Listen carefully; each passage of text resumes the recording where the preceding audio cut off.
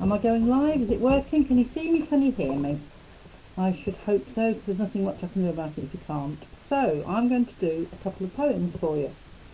My name's Ange, I'm in Sheffield, and the first couple I'm going to do are some stuff I did a year or so ago. So I will start with one called I'll Give It a Go. I'll give it a go.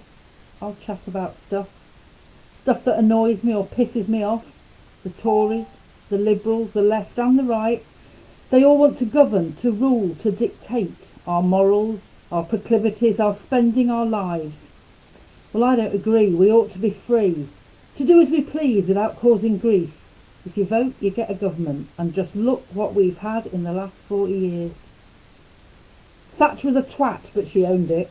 Some bloke in a grey suit fucked us and Edwina.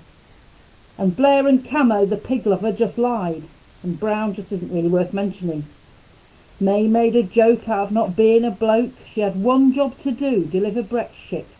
Well, she bottled it again and again, and in quite spectacular fashion left it all to Bojo. Bojo. What a joke of a human, an insult to our species, an Eton buffoon, a blonde-topped balloon, a racist adulterer, with no comprehension of anyone real. Well, there is Gove and Mogg and Cummings. A little bit of sick just came in my mouth. Well, back to the script.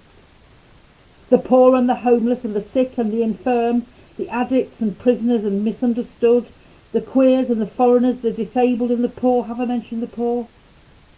Unless you can afford Rolex, Gucci and Dior, a limousine ride or a salon coiffure, you don't really count. Simples. Well, have I mentioned COVID? Well, thank you. That was one I wrote some time ago.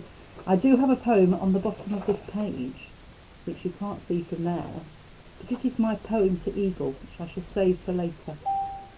My ode to Eagle. But you'll have to wait for that. And I shall go on and read you my next poem called I Wish I Was a Tory. I wish I was a Tory. I wouldn't have to care about the poor or the homeless, and I'd spend all my trust fund on me. I'd doff my hat, my designer hat, to anyone of status. I'd bow and scrape to any royal were I ever lucky enough to be within their esteemed presence. I would really love the Queen, you know. I'd sing the praises of our wonderful boys in blue, and this time I don't mean the Man City players. I'd help come up with the new laws, especially to keep the plebs in their place, their lowly place. I wish I was a Tory with a double-barrelled name, a mansion with 5 bedrooms and all of them for me. I'd pay my cleaner 2pence. I'd make her scrub the floors with bleach, and if she asked for rubber gloves again, I'd say, get your own, my serf, you've only had that pair a year. I wish I was a Tory with no mercy for asylum seekers or refugees. They bring it on themselves, you know. And they should all pop off back home. We'll even pay the plane fare. Well, I won't, personally, of course. I need all my money for my bolly. I wish I'd be a Tory. I'd be compassion-free. But there's one small catch that I can see. I wouldn't be fucking human, would I?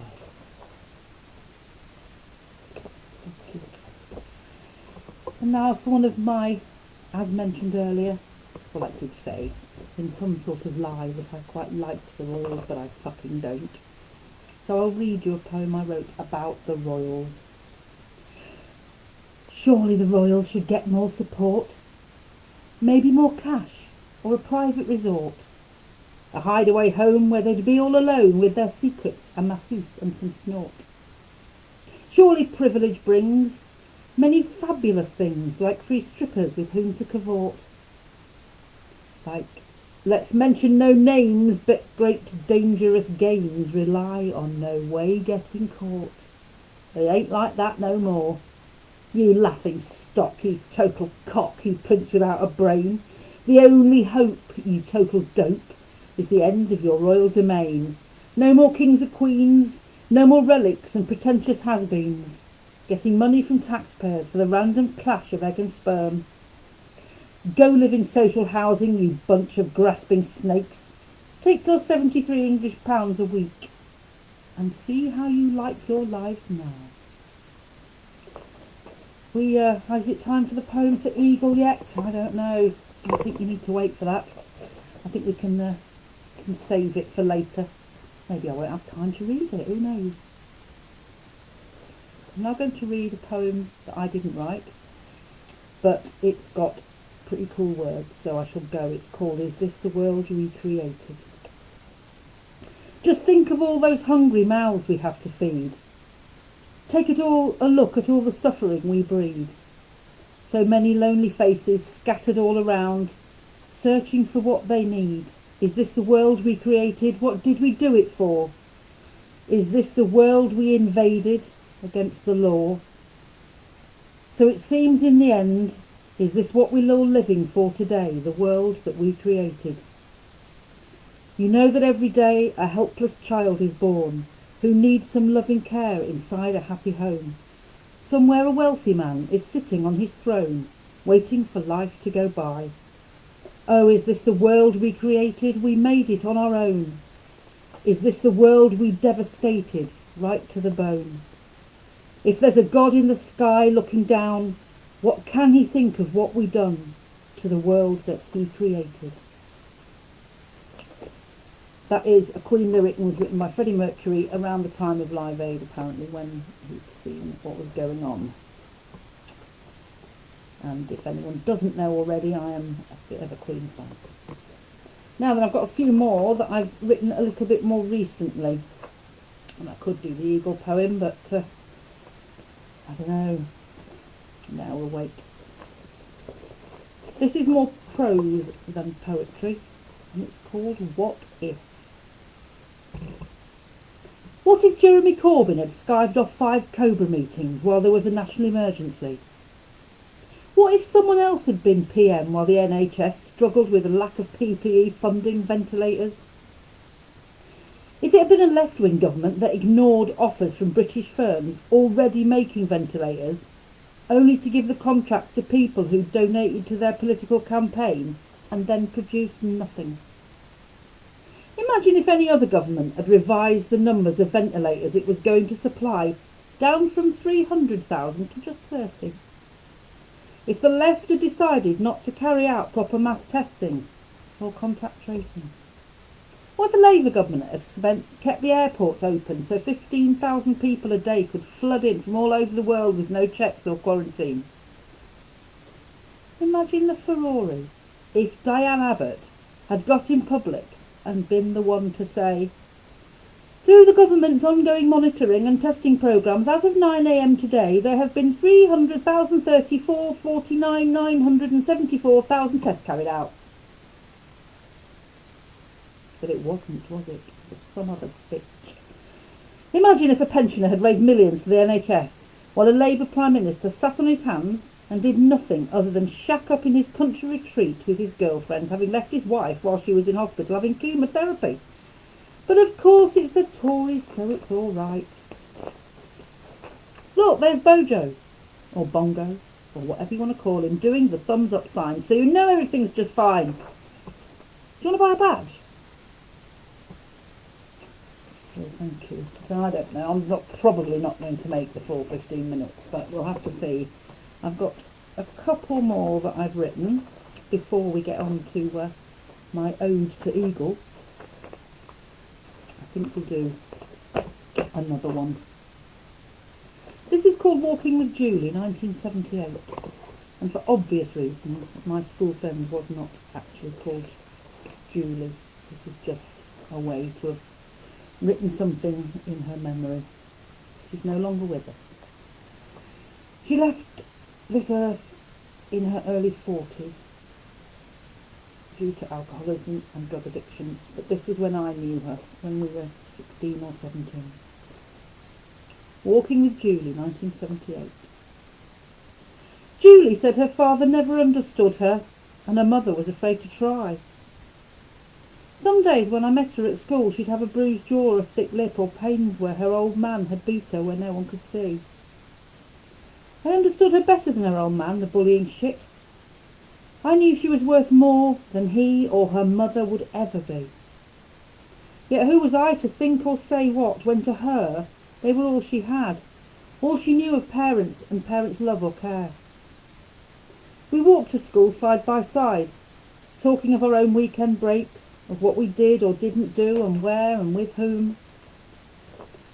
One day her glasses were held together with sticky tape because her old man had sent them flying when he smacked her head. I noticed it and asked her, and she explained in a few words what had occurred. She looked quite frightened, like a fragile bird.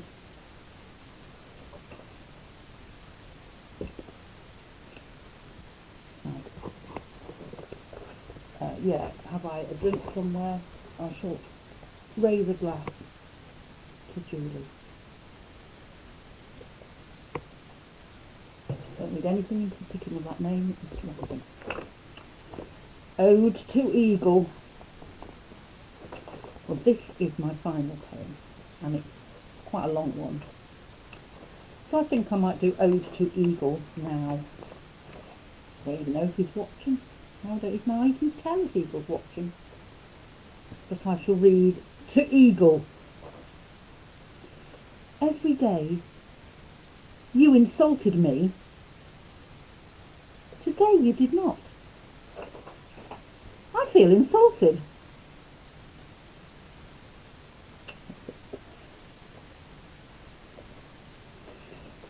This is called The Glory of Failure.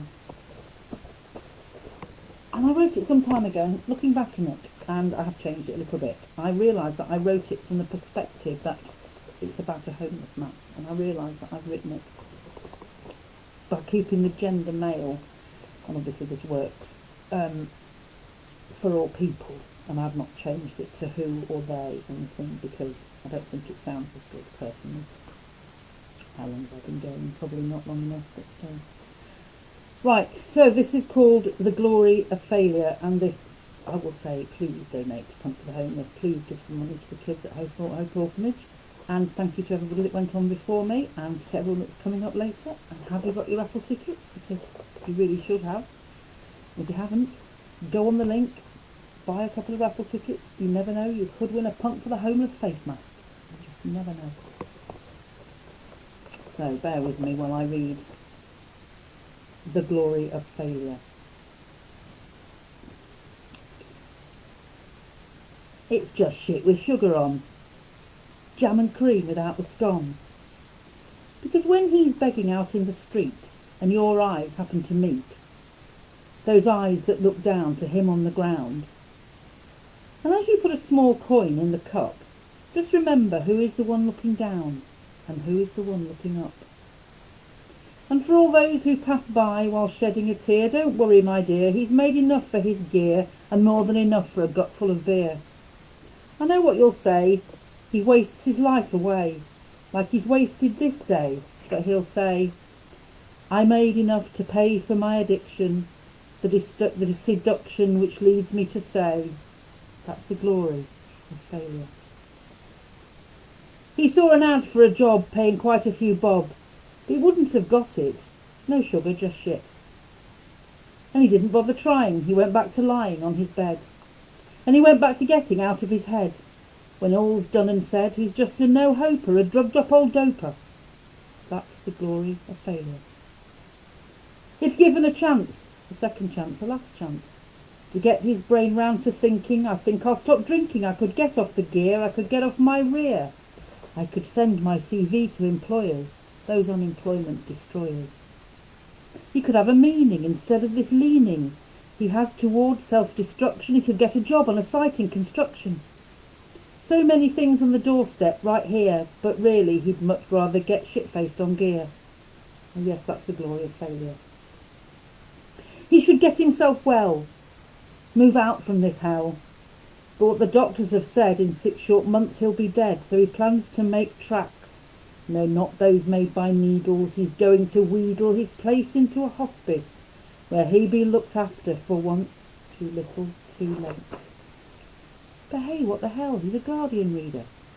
But unlike other Guardian readers, those centre-right bleeders, he's totally anarchist, often totally tanked up and pissed. But in reading The Guardian, he just cannot lose. It makes wonderful padding for the holes in the soles of his shoes. And he's had a few dates with girlfriends of mates, but where they're looking down and they see nothing stir, that may be the glory of failure. Perhaps when we're old and we're ready to die, we might cast our minds back and we might wonder why, every time we have failed, the boat seemed to have just sailed. But having never been sailors, we were all just mere players in this bourgeois glory of failure. So thank you. That's me. I don't know who's next. I have a list somewhere, but I can't. Oh, I have got a list. After me, we have Desert Island Vids with the cars at Paris. Actually, that should be really good. Followed by the Girls from Hope Orphanage, and that, of course, will be good because that's why we're here. Rachel's going to do something for us. Well, of course, Rachel Joy is joyous. So what else can you expect? And many more. So thanks for listening. I hope you at least enjoyed my poems a little bit, and I'm so chuffed to have been able to write an ode to Eagle. See you all soon and have a lovely rest of your day.